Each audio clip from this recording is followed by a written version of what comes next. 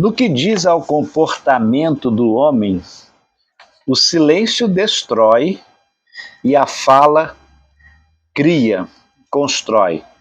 Seja bem-vindo ao meu canal, aqui é Eliezer Souza. Tenho contribuído aqui, compartilhado com os homens o estudo do livro O Silêncio de Adão, e tem sido uma experiência muito boa, tanto para mim quanto para aqueles que estão participando, que estão estudando.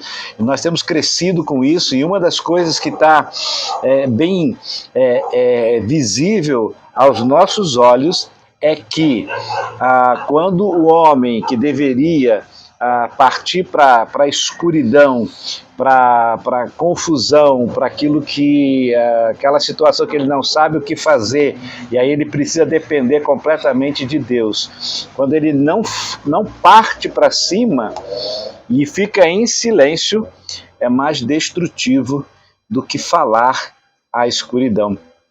E é interessante porque no último capítulo, nós estudamos o capítulo 7, e o capítulo 7 ele começa ele comenta que naquele momento da tentação, Adão estava presente, Adão estava por perto, e ele se silenciou, ele não falou para a confusão, para dentro da confusão, ele não falou à mulher, então ele simplesmente perdeu a oportunidade de ser igual a Deus, ou seja, diante da escuridão, diante da confusão, ele podia trazer à tona a ordem, a beleza e o relacionamento, mas ele preferiu ficar calado. Então todo o capítulo 7, e para você que é novo aqui, eu tenho resumido os capítulos, e hoje eu estou resumindo o capítulo 7, que tem o tema Ele Estava Lá e não falou, né, e se calou, né? Então é algo assim que faz parte, todo ser humano masculino herdou isso de Adão. Esse silêncio que muitas vezes consome, a dificuldade para expressar o sentimento, o que se pensa, o que se quer, e aí então o homem deixa de ser semelhante a Deus, porque Deus, lá em Gênesis capítulo 1, nos primeiros versículos 1, 2 e 3, quando Deus olha então para a terra, e eu já comentei isso em outros vídeos, e eu não quero não quero ser repetitivo, mas eu preciso lembrar isso para você.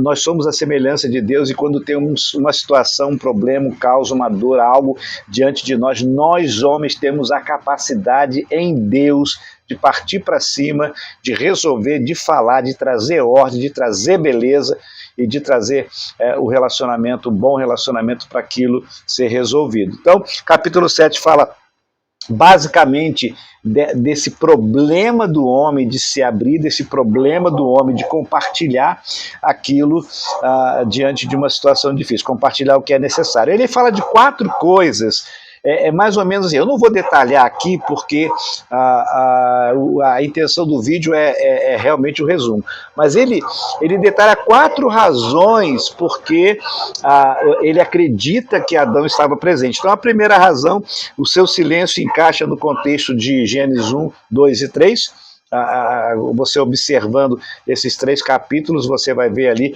que realmente Adão ficou em silêncio. A segunda razão é que Gênesis 3:6 diz que Adão estava ali. A terceira razão é que durante toda a narrativa registrada em Gênesis 3, de 1 a 7, o texto fala que Eva se voltou imediatamente para Adão. Então isso dá a ideia de que ele estava ali. E também a quarta razão é que no livro de Gênesis outros homens também vivenciaram situações em que deveriam falar para trazer ordem, para trazer beleza, para trazer relacionamento. Os homens se calaram, se fecharam e ficaram, e deixaram com que a mulher pudesse então decidir falar, se movimentar como Eva fez. E um exemplo bem interessante está em Gênesis 38, é a história de Judá, os seus 3 filhos e a sua nora. Então, Tamar, que era a nora de Judá, casou-se com o primeiro filho de Judá, o filho de Judá morreu, porque fez o que era mal aos olhos do Senhor. Depois veio o segundo filho de Judá, casou-se com Tamar, mas não queria gerar filhos com Tamar, então derramava o sêmen fora de Tamar. E aí então Judá, diante dessa situação, perdi um filho, perdi o segundo filho, eu não vou dar meu filho meu terceiro filho para Tamar. Então disse para Tamar voltar para a casa dela, se vestir de luto, voltar para a casa dos pais dela, ficar por lá. E aí ele simplesmente não quis mais tratar do assunto, não quis cumprir a sua promessa, não quis dar o seu filho caçula, porque no contexto dele, na realidade dele, no pensamento dele, na ideia dele, ele perderia o terceiro filho. Negou então a ajudar a Tamar o que lhe era por direito, e aí esse silêncio dele, essa paralisia dele, esse medo dele, fez com que Tamar tomasse as providências, e a história, então, depois você pode ler lá no capítulo 38. Esse é um exemplo, né? Outros exemplos poderiam ser a minha própria experiência de vida e sua própria experiência de vida, né? Que durante uma situação em que nós deveríamos falar, deveríamos dizer algo, deveríamos fazer alguma coisa, especialmente falar à escuridão, a gente se calou. E aí veio consequências, né? Destruição, a ordem não veio, a beleza também não veio, o relacionamento acabou se quebrando. Então a gente precisa entender, esse é o contexto de que é necessário que o homem seja semelhante a Deus, isso segundo o autor, que o homem seja semelhante a Deus na questão de ver uma situação, ver uma confusão, ver um problema, ver o que ele chama de trevas, de escuridão, e em vez de ficar com medo, em vez de se retrair, em vez de se afastar, ao contrário, partir para cima, e aí então falar diante do caos, para que a ordem se estabeleça, para que a beleza volte e para que o relacionamento permaneça. Então, existem outros exemplos, além de Judá, tem Adão, o próprio Adão, Abraão, Ló, e aí vai outros, né? E é interessante que na história de Judá e de Tamar, Tamar aparece lá na genealogia de Jesus, né? Então, a beleza do contexto do autor do livro O Silêncio de Adão, ele vai nos posicionando, nos colocando diante daquela situação que nós deveríamos falar. Ele conta a história que se Adão ficou em silêncio, né? Que ele viu a serpente, o caos, a escuridão, o problema, e aí não travou o diálogo ali. Ele deixou a serpente conversar com Eva. E ele prejudicou Eva também, porque o silêncio dele fez com que Eva, então, fosse conversar com a serpente. Olha que coisa interessante, né? Se Adão chegasse lá e desse um basta lá, não é isso, não tem papo aqui não, mas o silêncio dele, a Bíblia não detalha, o silêncio dele fez com que Eva, então, tomasse a iniciativa de falar à escuridão. E aí Eva, então, é enganada pela serpente, ela é enganada por Satanás.